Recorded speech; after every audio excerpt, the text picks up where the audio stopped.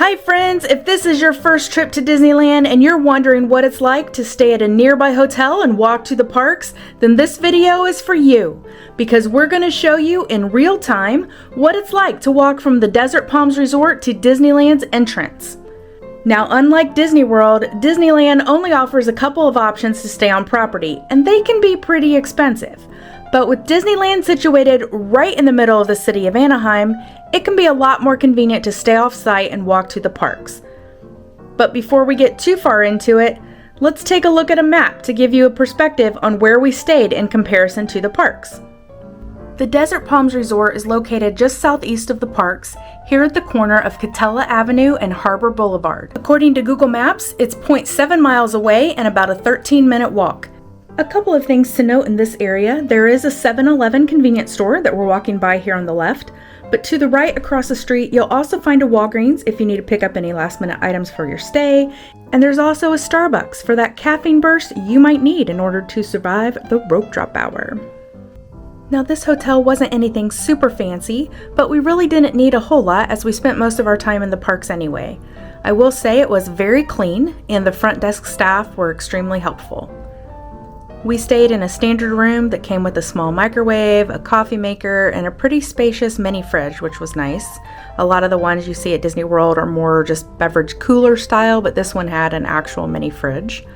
Our stay also included a free breakfast, which had a good variety of hot and cold options that varied from day to day. And as a bonus, the room where they served breakfast also overlooked the backside of Radiator Springs of Disney's California Adventures, so it was definitely close to the parks. Now, this hotel also had a swimming pool and a hot tub for guests to enjoy. It was in sort of like an internal courtyard area that was still open to the sky, so the only negative would be that if it did rain during your vacation, you probably wouldn't be able to enjoy the pool as much if you had a rain day that you were just hanging out at the hotel. But we did like the location of the pool. It made it feel a little bit more private and secluded from the nearby hustle and bustle of the city. So I'm going to just speed up our walking footage here for a bit as we continue with our discussion. This hotel was a very easy walk to the parks. We literally just rounded the corner onto Harbor Boulevard, and then it was about a 10-minute walk north, so no troubles at all. We did notice that the crowds weren't too bad in the morning until you got a little bit closer to the park, and then they started to pick up, especially when you walk through the drop-off area. But walking back in the evenings once the parks closed were definitely more busy. We didn't mind it though, because with that many people, we never felt unsafe walking in an unfamiliar area at night.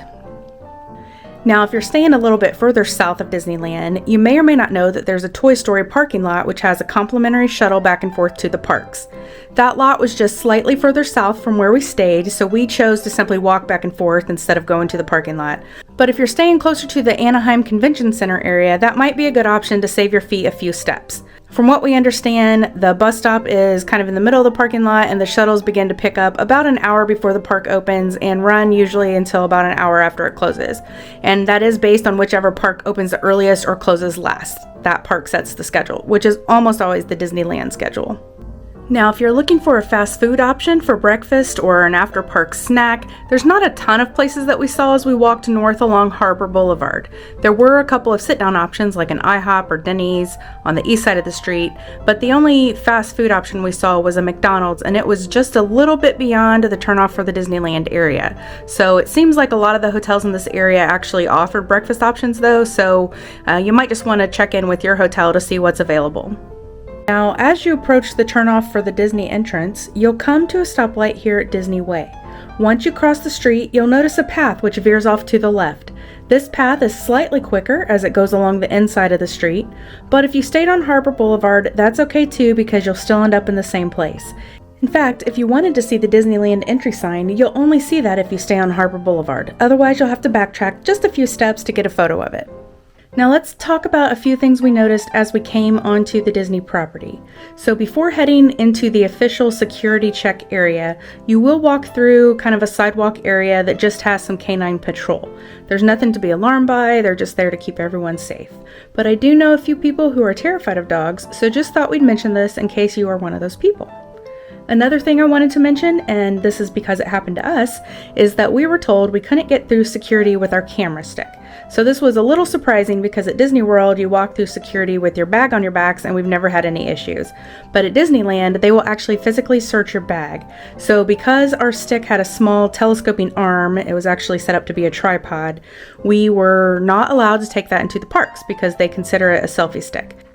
So instead of risking having it taken away at security, we simply walked it back to the room before we went into the parks. So we definitely got a few bonus steps that day and just wanted to let you know in case you run into a similar issue.